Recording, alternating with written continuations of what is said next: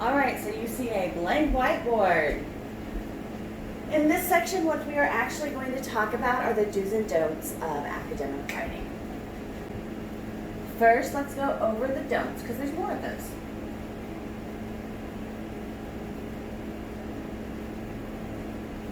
Don't or do not use contractions.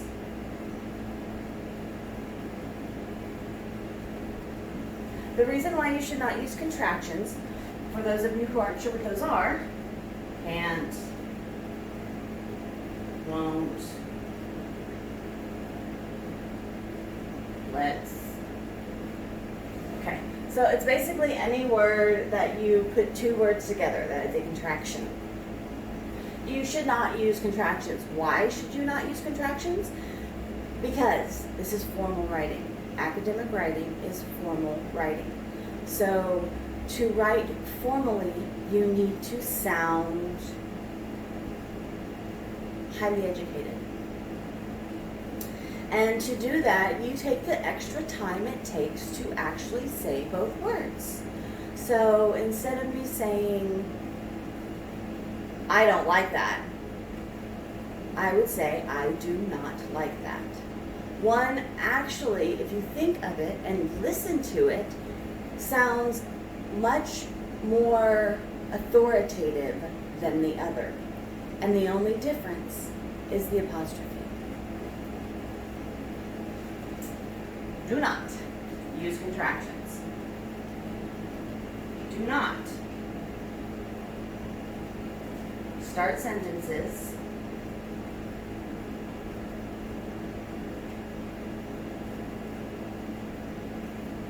with and or so, but, well, because. The reason being is because if you do that, you will actually be writing a sentence fragment. These should not be words that start sentences. The only one that does not follow the rule if you are going to be writing a fragment is well. And the reason you shouldn't write well is because that is not proper formal writing. What that is conversational writing. And that's not what we're learning here. Do not abbreviate.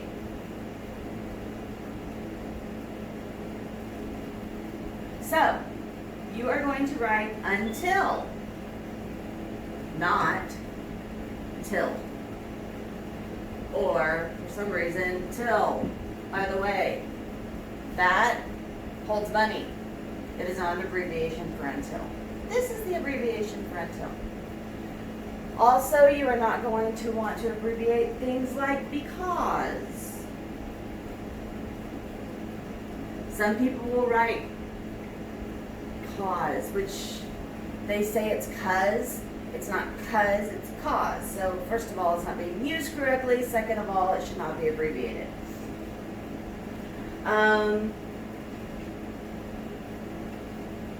There are many, many, many. I usually allow people to abbreviate etc., but technically you shouldn't have to abbreviate etc. because etc. should not be in your essay. You should explain it, not say etc. But for those of you who abbreviate etc. improperly, I'm going to tell you how it should be abbreviated. Etc. is etc. because the actual word is et. Etc. So for future reference. Alrighty, so do not abbreviate. If you come across an abbreviation you're not sure if you're allowed to use or not, feel free to ask. Especially if you're one of my students, feel free to drop me an email through the inbox of Canvas. Also, unless otherwise told, you do not write in first or second person, unless otherwise told. There is one academic essay where you are allowed to write in first person, and that is a narrative, where you're telling your own story. There is also one academic essay that you're allowed to write in second person, and that is a how-to. However, every other academic essay must be written in third person. It's not an option. It's how it has to be done. Third person. Do not use the word things or the word a lot. 2 reasons. Number 1, both of them are used way too often. Way too often. Second reason is they stop you from being direct. Okay? They are not active wording. What they are fillers.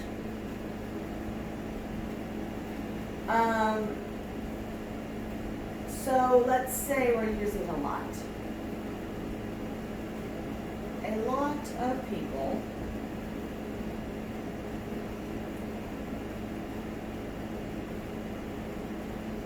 have lost interest in reading. There's 2 ways to fix this. Number 1, get rid of a lot, and get rid of. People have lost interest in reading. However, if you want an identifier, you could say many, or use another word instead of a lot, as long as it still makes sense. Things. Things drives me nuts. Everybody use things for everything. Huh? Everything. Okay. So, when people are writing a sentence, they use things.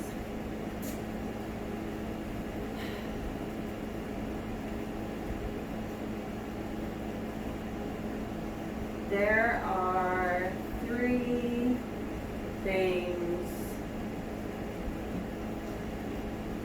that matter.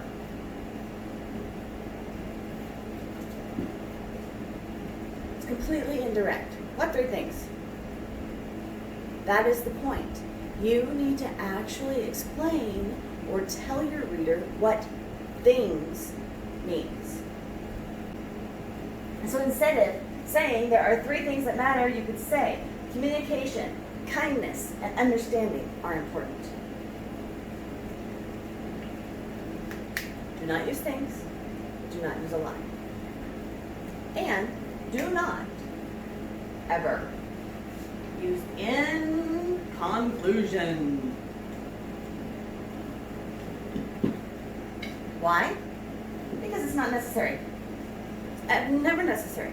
If you're writing a concluding paragraph properly, you should never have to tell your reader that you're ending the essay. It should be obvious that you're concluding. Stay away from your conclusion. Okay? Now, give me a second to erase this. Do. Write formally.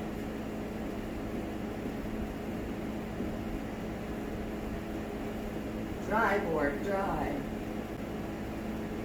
So you're going to write formally. What I mean by writing formally is you're going to write in third person. You are not going to use slang. Words such as cool and awesome and neato and whatever else y'all use. What is it? Salty? Those words have no place in academic writing. You also should not use colloquialisms.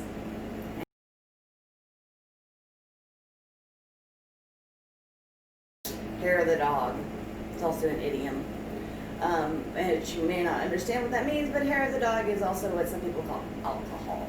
When you wake up with a hangover, the best thing to do is hair of the dog. So don't use colloquialisms. Make sure you write formally. Don't use any slang. If you have questions and you're in my class, there's a handout, or you're welcome to ask me through email. If you're not in my class, go ahead and leave a comment and I will try to answer for you. You should always be specific.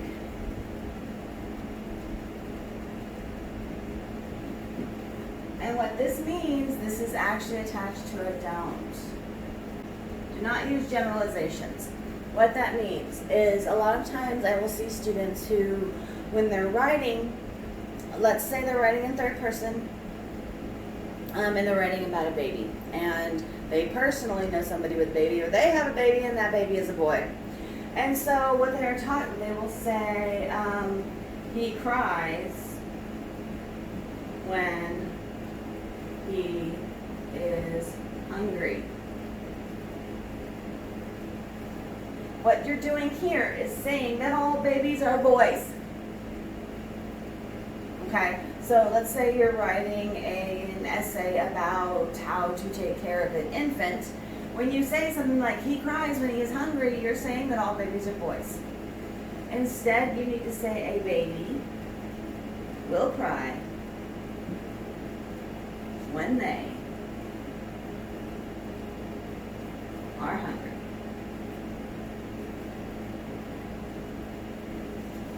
Does that make sense? Okie dokie. I have a feeling I'm missing something. Oh, I remembered. We're going back to do nots. So go back to the other side of the paper if you're writing this down. Do not use the word one when talking about a person. It is a cheap trick that is taught in usually high school, sometimes middle school, when they're trying to teach you how to write in third person. It's stupid. Don't do it. What actually needs to go there is the word that describes the one you are talking about. So, one may believe that writing stinks. Instead of one, you need to actually replace that with whoever one is. So students may believe that writing stinks. People, children, whichever word fits, whatever point you're trying to make is what needs to be plugged into one. Do not use one. All right, so that concludes the do's and don'ts. And if you have any questions, once again, please contact me. I'm always happy to help. Thanks. Talk to you later.